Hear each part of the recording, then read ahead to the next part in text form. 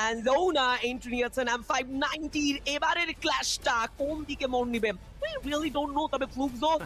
fight avoid করেছে দুবার fight avoid করলো তবে যেটা করেনি GOW এন্ট্রি নিয়ে বুরিরামি ইউনাইটেডের দুটো প্লেয়ারকে একা হাতে তুলে নিয়েছে ডেমন